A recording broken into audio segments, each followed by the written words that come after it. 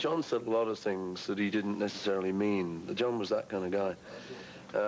He's a great guy, but he also said the Beatles were bastards, and he didn't miss the Beatles. John was a lot of bravado involved in what John said. You don't believe that he meant I don't that? believe it, not for one tiny second. I know for a fact he missed them. He talked to Yoko, and she says, yeah, he missed them. I talked to him on the phone. He said, you could tell he missed them, but John was not the kind of guy. You know, he's like, How about he's you? the kind of guy you'd thump in the mouth. He said, did that hurt? He said, no. And you knew it hurt. How about you? Not that I ever did thump him in the mouth. You How about me? Even now? Yeah, I mean, I think the point is, you know, that the Beatles was a great band. We came out of Liverpool together. We did a lot of great things together. And so I think there was a point when we missed them. And I think that was shortly after the breakup, maybe the first 5 years after the breakup. After that, I think John would start to be right, you know, that we'd miss them less and less as we each formed our new lives. I'd like to introduce my wife, Gertrude.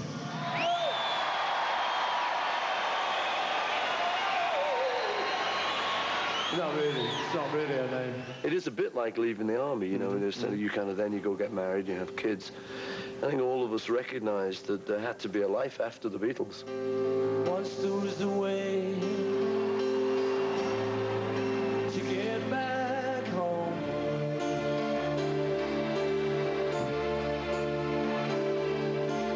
Once there was a way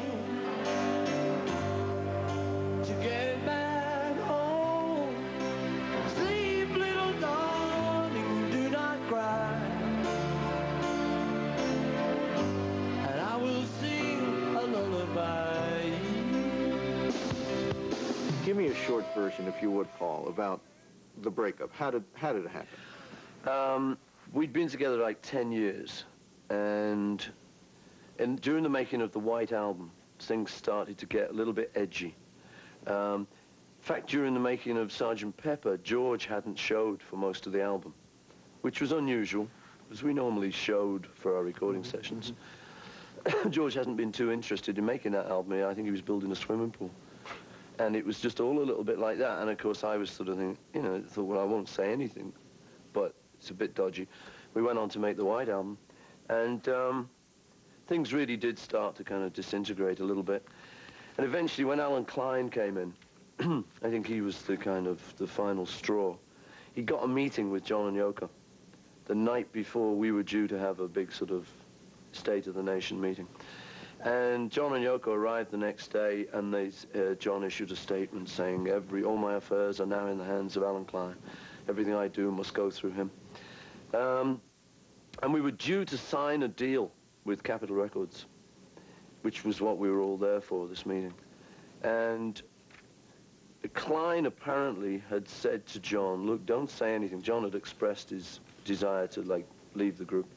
And Klein, being a businessman, had said, don't say anything till after they've signed the new Capitol deal, which he was involved with. I'd been arguing for weeks about his percentage and stuff. I figured we were a big act. We could give him 15%. The others were saying, no, he's got to have 20. I said, we're a big act, guys. Real big group. He'll take 15. Don't you worry. They said, no way. Anyway, so John was at that meeting, and he just suddenly let it out. He just looked at us all. We were sitting around like this, and John just said, I wasn't going to tell you till after you signed the Capitol deal. He said, but I'm leaving the group. And he just looked at us, and our jaws just fell, and we all went kind of white. And he said, it's kind of a great feeling, telling you. It's kind of an adrenaline rush. He said, it's like, you know, telling someone you're getting divorced. He said, it's kind of, you know, a little bit weird, but I'm leaving the group. So we all kind of just sort of said,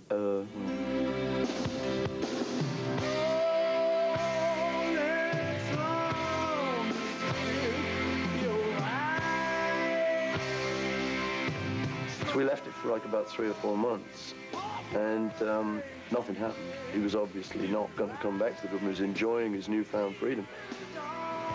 So we all decided that that was it. And I will sing a lullaby. I decided that it was time to tell the world rather than just keep pretending we were still a group when we weren't for 4 months. And I let it out in a statement with an album I put out called McCartney. And in fact, John got annoyed with me. He said, I wanted to tell. I said, well, tough, you know.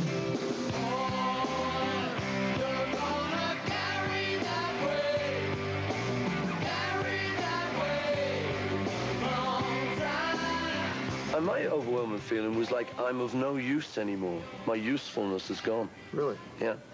You know, I just am, what's my use? What do I do now? What am I? You were one of the Beatles, and the Beatles didn't exist anymore. It's like, yeah, you know, you were one of the Beatles. That was the frightening bit. You once were. And I kind of think, well, God, you know, I'm not like at retirement age yet. I can't just swan off to a desert island. Yeah, I've got to do something. So just the kind of depression of actually trying to think what I would do next, you know, and my self-esteem was the thing that I think the guys who get laid off, it's what they feel. You just plummet. You just get so depressed. Did you really? I mean, that was the worst moment other than my mother dying when I was 14. That was the kind of second worst moment in my life to that point. I mean, I didn't get up for a long time. I didn't shave for a long time. I drank a little. Hey, what the hell? Yo, let's go for it. We got time off, guys. Why shave? No one's coming round. I mean, was that I don't serious? have to go out. Oh, yeah, it was serious. All right. It was serious to your fans, obviously. I mean, it was more serious to my family. You know, I mean, the fans is one thing. You know, we'd given them 10 years of good music at least. But the current situation with a young family as I had, you know, with Linda, we'd only been But you weren't married. about making ends meet. You weren't worried about No, that. it wasn't that. It's just self-esteem. It's not having money. Yeah. It took me quite a lot of time, and Linda was like a major help with that. She kind of lifted me back up, and I eventually started to think, well, you know, maybe it's not the end of the world, but it took a couple of months. And the difficult thing for me that an ordinary guy being laid off would encounter was people like yourself would sort of say to me, once I was trying to make a return to the world, you know, and start doing interviews as kind of, you quote, your ex-Beatle, the worst question I really feared was they'd say, Paul, are you happy? And I'd go, yes.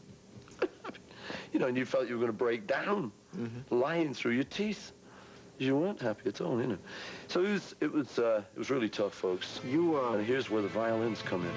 I never give you my pillow. I only send you my invitation. And in the middle of the celebration, I'll break you down. Hey.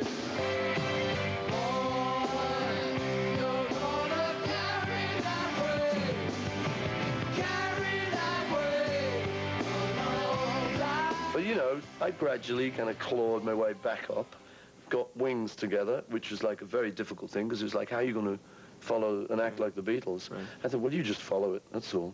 You won't follow it as well. But you'll do something. You do something. Consequently, every success we ever had with Wings, and there were many, was totally overshadowed by the Beatles. And since the Beatles, I have outsold Beatle records and stuff. So, I mean, you look at those moments and think, well, you know, so there is life after Beatles. Yep. Yay. Hi, Linda. Were you listening to this interview? Well, I think the questions are hard. It's like Picasso never got past his blue period in some people's minds. So for ordinary people, it gets a bit, oh, come on, you know? Well, do you think the questions are old? You've heard them all before? Some of them. I think it's not. Paul told me yesterday, I said, don't you get tired of these questions? You know, what is there somebody hasn't asked you?